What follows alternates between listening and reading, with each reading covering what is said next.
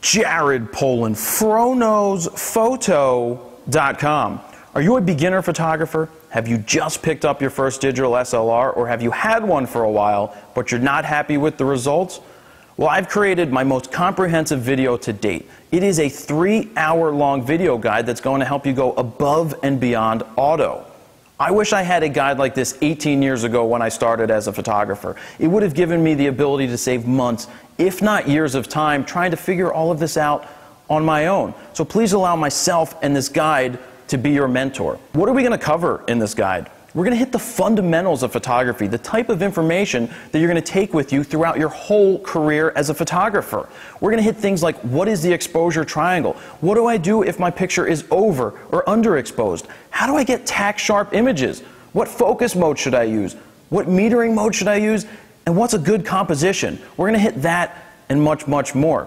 So this guide is going to give you the confidence to unlock the power of your digital SLR. It's the closest you can get to being at one of my boot camps without actually being there. So I'm not just going to sit there and tell you how to do things, I'm actually going to demonstrate it. You get to follow me on 4 photo shoots. You get to be there as my assistant pretty much when I make mistakes, but then I figure out what I did wrong and explain to you what I did and show you how I made the corrections. So if you would like to pick up this guide today, you can download it below. It's a digital download.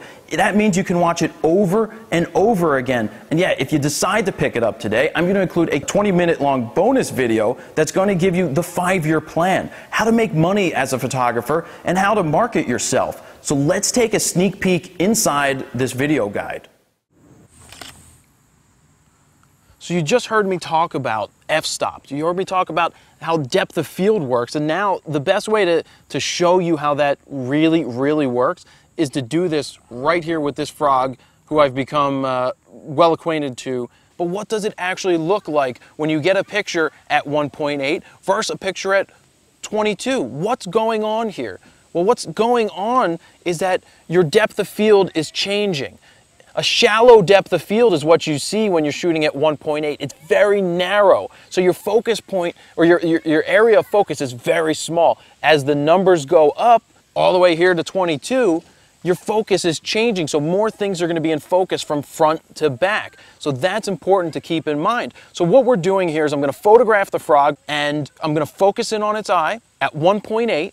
And then I'm going to work my way all the way up to 22 so that you can see what's happening to the background. Then we're going to talk about it and figure out, the little subtleties that are going on. So right now I have the camera set to aperture priority. But aperture priority means that I am setting my aperture. I'm picking where I want it. And the camera is then going to select the shutter speed for a proper exposure. Let's shoot at 1.8. So I'm at 1.8 right now. I'm focused in on the frog's eye. Boom. That's 1.8. Let's take it to f2.8. There, she's a nice smile. Now I'm making sure, I almost did this here. I'm going to shoot it. There I cut her finger off and I saw it. So that's why I didn't shoot it initially. But now I'm recomposing.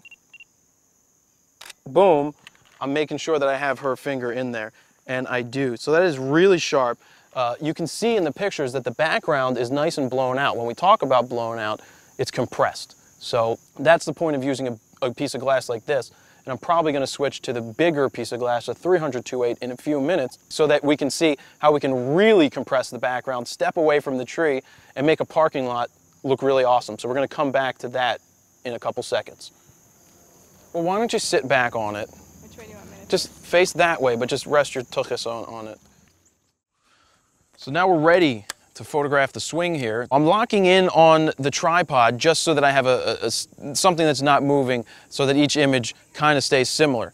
Right now I'm set to shutter priority, and that means that I am setting the shutter speed and the camera is going to do the rest of the work to make sure that it's exposed properly. So I'm going to start at 1/10 of a second. Remember how slow that was?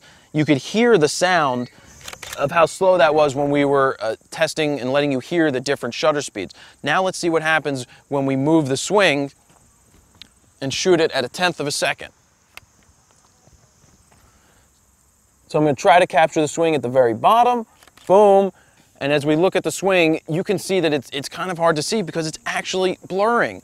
It's blurring because the shutter is moving really slow and there is some motion to the swing. So we have to think, what do we need to do to freeze that swing that is moving? Let's try something a little faster, like 1/60th of a second. I hope you enjoyed that sneak peek inside this video guide, and you can click down below to purchase it. And don't forget, if you pick it up now, I will give you a 20-minute long bonus video that is packed full of amazing information. So thank you guys. Jared Poland, FroKnowsPhoto.com. See ya.